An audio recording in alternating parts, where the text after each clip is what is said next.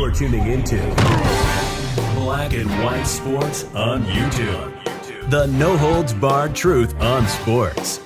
The main event starts now. I am back. Rudrance for Black and White Sports 2. If you're new to the channel, make sure you hit that subscribe button, like, comment, and of course, check us out on podcast. All of the audio from all of our videos available on Spotify, Google, and Apple Podcasts, etc., etc.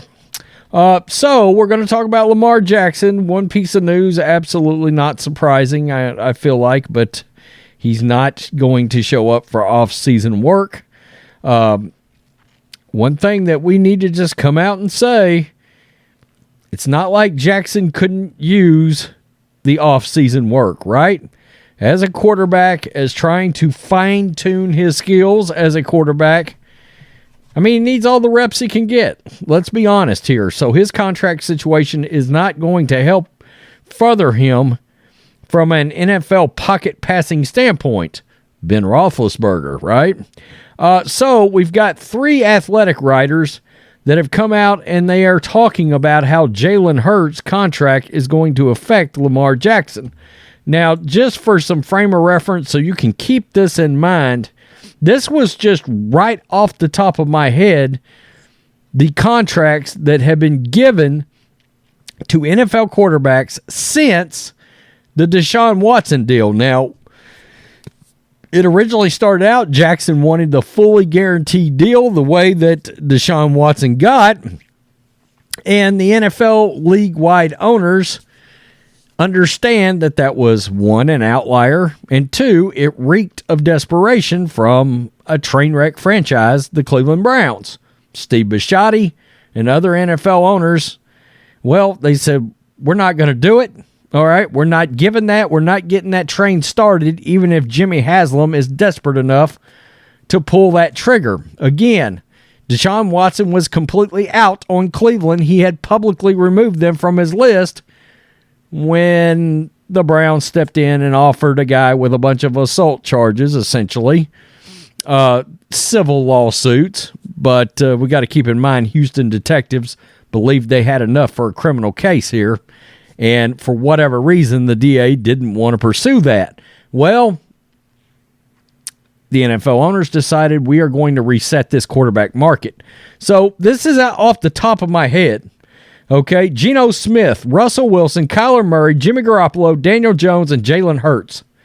Now, there may be more quarterbacks than that's gotten contracts since that particular time, okay? But that's where it's at. You've got six quarterbacks right there that all got standard deals that had a lot of guaranteed money, but that were not fully guaranteed. The NFL owners stepped out, made a decision. We are not going to get that started. And they have since just reset the entire market. All right? And Jalen Hurts is really reset the market now, right?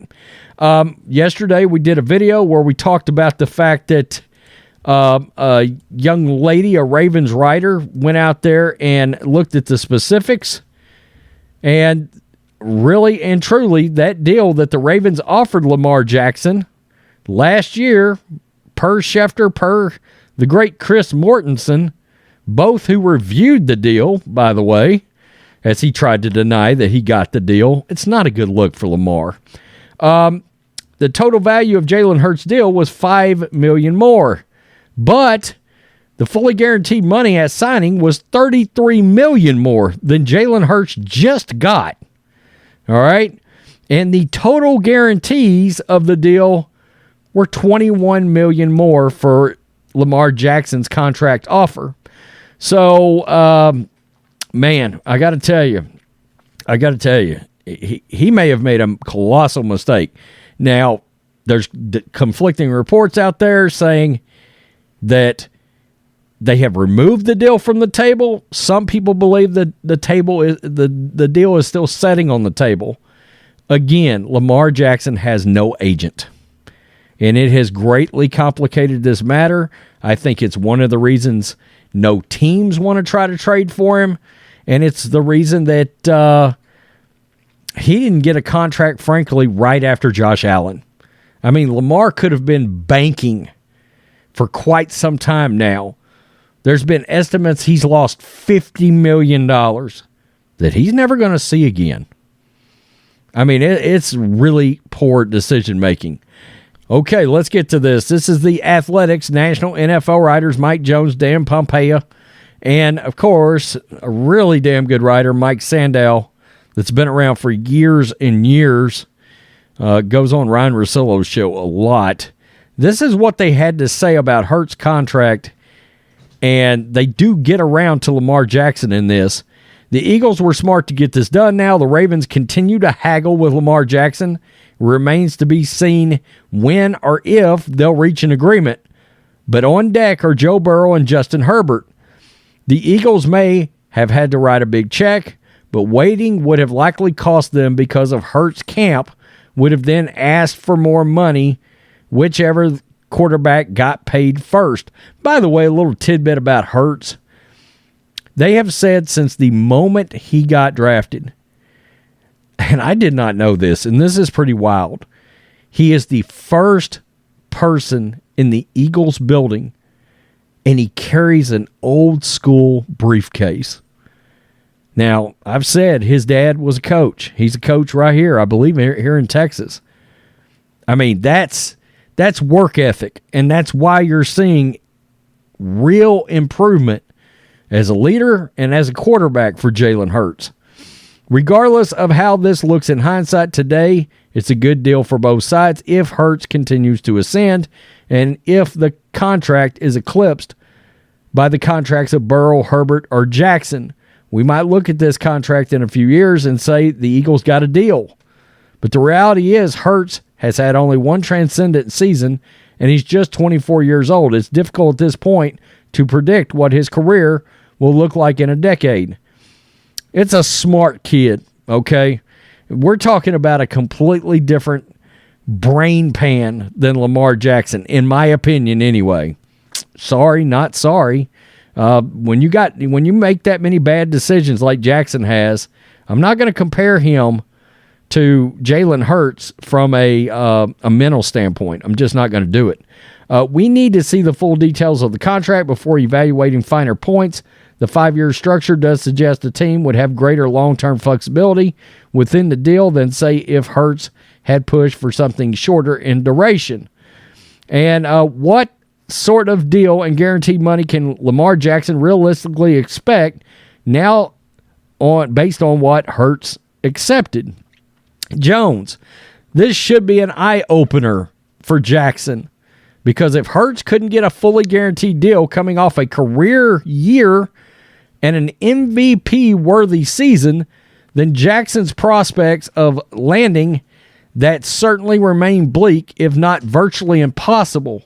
So if he abandons pursuit of such contract, Jackson could more realistically command an extension of $260 million, with anywhere from $180 to $200 million fully guaranteed. Or if he doesn't want to lock himself in with the Ravens for 5 years, he could settle for a shorter 3-year, $165 million deal with all of that guaranteed. It will not exceed the benchmark set by DeShaun Watson. He's saying not going to happen. But Jackson would be making more annually than any other quarterback in the league. He would hit free agency while he was still in his prime. There seems to be a little chance of Jackson getting a fully guaranteed deal, but he will at least want what Hurts $179 million guaranteed. He's already, really and truly, he's already been offered that. Like we showed you a minute ago, he's been offered $200 million.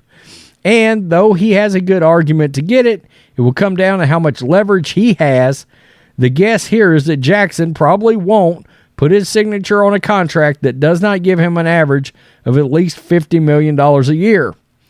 It's a mistake to conflate the two situations. This is what Sandow said. According to ESPN Chris Mortensen and Adam Schefter, Jackson turned down a deal from the Ravens worth more than $250 million, including $133 million guaranteed at signing. This was in September. The stalemate in Baltimore seems to me more about structure and full guarantees. The type of deal Hurts signed has been presumably will remain available to Jackson. Notably, this is another major starting quarterback deal that does not look like the one Watson signed from a structural standpoint, making it more difficult for other QBs to push for fully guaranteed long-term deals. So, I mean, that they're just coming out and saying the fully guaranteed long-term thing is like Watson got. It's just not feasible. This is Florio over at PFT. When it comes to unsigned franchise tag players, it should surprise no one that when they choose not to show up for the start of off-season workouts, beyond the fact that the workouts are voluntary, unsigned franchise tag players are, wait for it, unsigned. They haven't signed yet.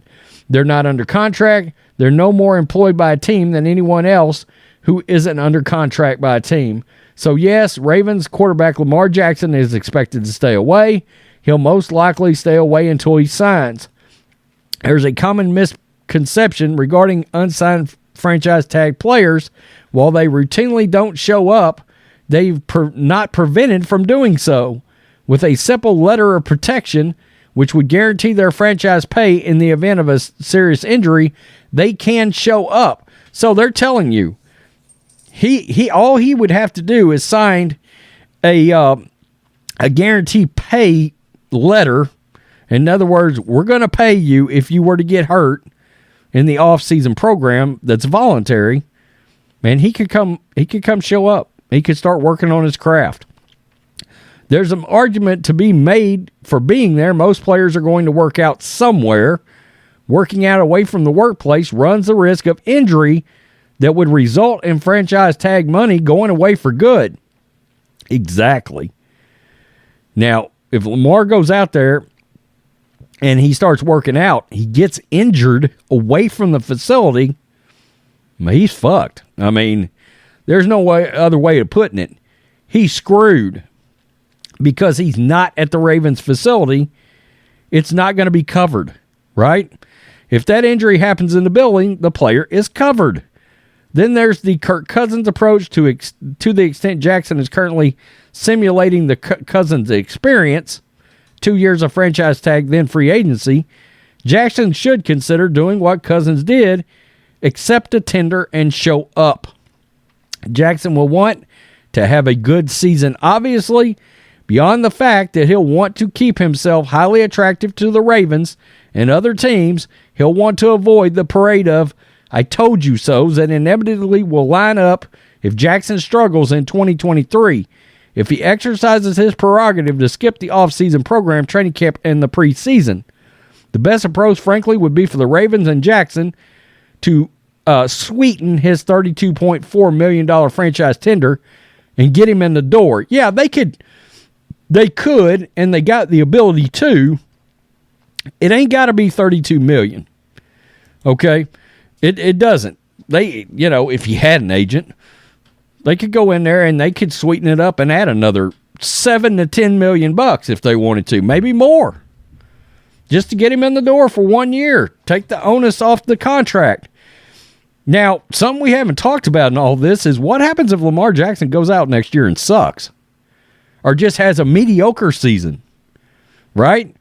Or gets injured again and misses 6 games again. He's going to be going through another nightmare. He would be smart, and I'm going to continue to beat this drum. He would be smart to sign that previous deal he got offered. Sign it right now. Get in there and play. Again, Boomer Esiason said this a while back. A lot of teams out there believe that end of the year situation possibly could have been a situation where he could have played and maybe should have played when he said he had that knee PCL that so many people, including us on this channel, were very skeptical about. And that made things harder on him, missing the end of the year. Missing that last game, not going with the team, and then missing the playoff game is a large reason that he was not pursued by other teams in all of this. See, the problem here is Lamar has created a perception of himself Right, wrong, indifferent, doesn't matter. There's a perception of him across the league to other teams and to people in that Ravens organization. None of this has been very smart by Lamar. Tell me what you think, Black and White Sports 2 supporters. Sign that deal, Lamar. If you're not going to hire an agent, just sign the deal. You know, the problem is you missed games 2 years ago at the end of the season. You missed games last year. I mean, it's just trying to get all this money is ill-timed. Should have long since been signed, frankly. Peace. I'm out. Till next time. Thanks for watching the show. Be sure to like, comment, and subscribe. Be sure to tune in next time on Black and White Sports.